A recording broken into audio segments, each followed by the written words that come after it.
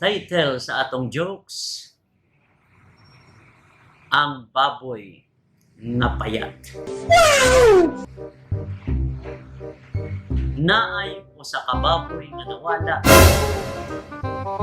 ug gipangita kini sa tag-iya. Ug iyang nakita ang iyang kumpare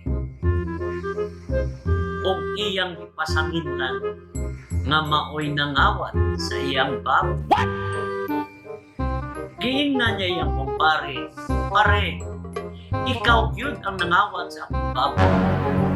Mitubag ang iyang pare, "Ayaw pataka diha pare, kay dili ko kawatan." Mitubag ang tag-iya sa baboy, "Dili pare, ikaw yun ang nakita nila nga nikuha sa akong baboy." Mitubag ang iyang kumpare, "Ayaw pataka-taka pare, kay basing pailan taka og kaso."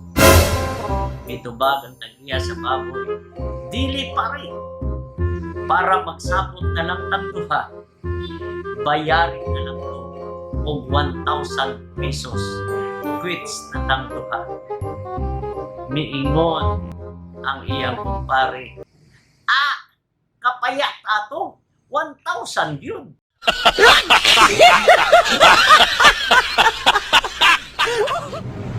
Mga pamalando,